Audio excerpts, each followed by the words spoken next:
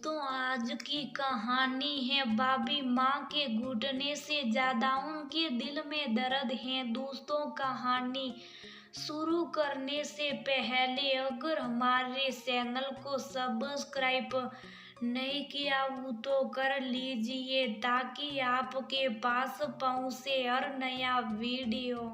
प्रीतो, तू समझती क्यों नहीं? हर मर्ज का इलाज सिर्फ दवा नहीं होती। कई बार प्यार के दो मीठे बोल और कुछ देर का साथ दवा से भी ज्यादा असरकार होता है। पर रीना दीदी, मैं और मुकेश दोनों काम पर चले जाते। पीछे से सुशीला को उनकी देखभाल के लिए रखा ही है। प्रीति थोड़ी खींच कर बोली तो रीना ने अपने सवार को संयत करके कहा, जरा समझने की कोशिश करो प्रीति, इस उम्र में लोग थोड़ा ज्यादा देखभाल और केयर चाहते हैं। उन्हें हारी बीमारी लगी रहती है। इसके पहले की रीना कुछ और कहती, प्रीति ने उसकी बात बीच में काटते हुए अपनी बात सामने रख दी। रीना दीदी, माँ जी की हारी बीमारी में हम तुरंत उनका इलाज करवाते। आप यकीन तुम करोगे, जब कभी उनकी जरा सी भी तबीयत खराब होती है तो हम बड़े से बड़े डॉक्टर को दिखाते। मैं और मुकेश छुट्टी लेकर खुद उनको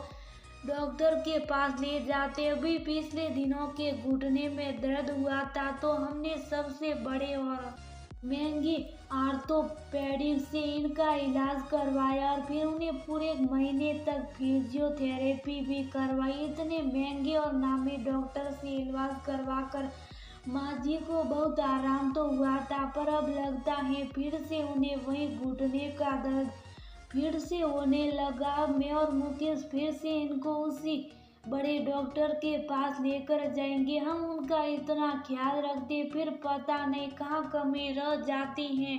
प्रीति बात समझे बिना अपनी सफाई दिए जा रही थी, जबकि रीना उसे ये समझाने की कोशिश कर रही थी कि इन महंगे डॉक्टर और इलाज से ज्यादा उमा जी को ये चाहिए कि बेटे बहू कुछ पल को उनके पास बैठे, उनसे बोले बतियाए। लेकिन ये बात आधुनिक बहू रानी प्रीति को कैसे समझ में आता? अपने घर में प्रीति यही तो देखती आई थी कि जबकि बीमार पड़े तो उसका महंगा इलाज करा दो, ज्यादा बीमार हो तो किसी नर्स को या केयर टेकर को रख दो, वेरी सिंपल।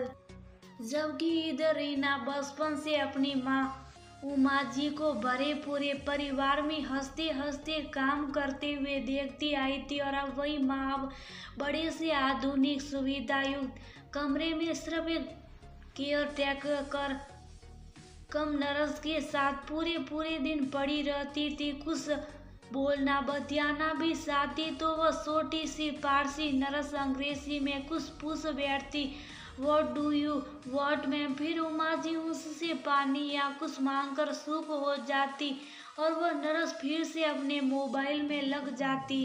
रक्षाबंधन पर 3 दिनों के लिए आई थी रीना और उसने अपनी माँ की जरूरत हालत देखी तो 4 दिन और रुक गई। अपने पति अरुण को खबर भिजवा दिया कि वह कुछ दिन और रुकेगी।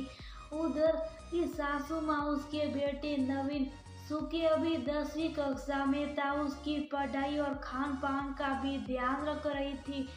रीना अपनी बेटी सुमन जो 7वीं कक्षा में थी उसे लेकर साथ आई थी।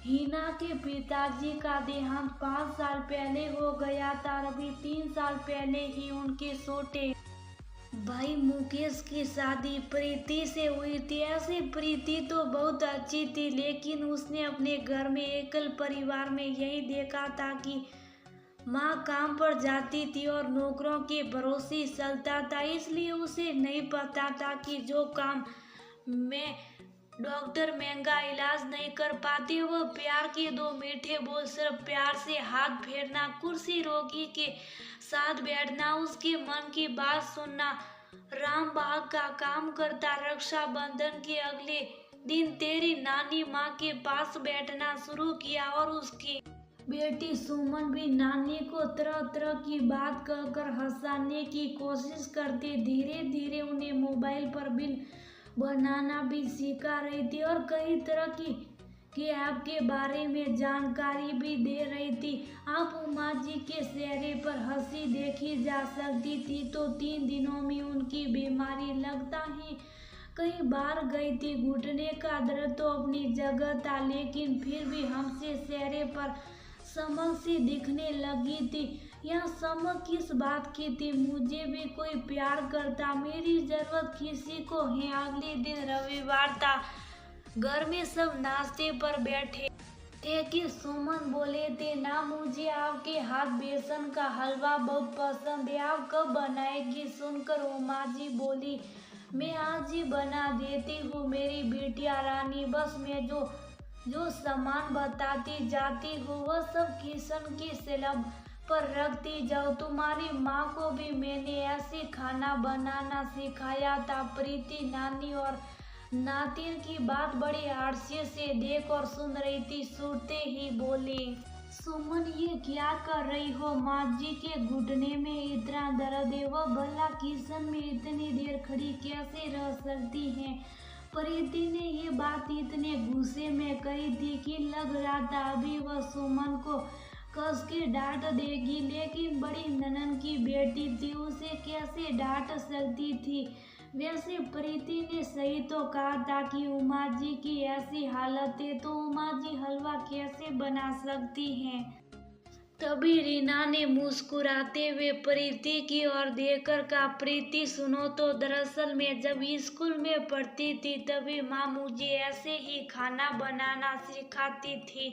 उनका सिखाने का यही स्टाइल है कि खुद एक जगह बैठ जाती और फिर हमें सामान इकट्ठा करने बोलती, फिर वह बताती जाती और बनाने वाला बनाता जाता। मैंने तो इतना अच्छा खाना बनाना माँ से सीखा है भाई, इसी तरह मैंने सीखा है, इसलिए मैं चाहती हूँ कि सुमन भी माँ से अच्छी अच्छी डिशेस बनाना सीख ले। रीना ने सग्र माँ की हथेली पकड़कर कहा, जिसे उमा जी ने बड़े ही प्यार से थाम लिया। जब कोई प्यार के 2 बोल बोलता तो सारी तकलीफ दूर हो जाती है। जैसे कि माँ जी के घुटने से ज्यादा उनके दिल में दर्द होता था कि कोई उनके पास प्यार के बोल बोलने के लिए नहीं बैठता था और उनका उतना ध्यान नहीं रख पाता था। आज जब बेटी और नातिन ने मिलकर उनका ध्यान रखा तो वो लगभग अपना सारा दर्द भूल ही गई। अपनों को बहुत प्यार से सेज कर रखने पर रिश्ते बहुत मजबूत और मधुर बने रहते और हरे बीमारी कहाँ चली जाती उसका कोई पता नहीं चलता। दुआ और प्यार बढ़कर कुछ नहीं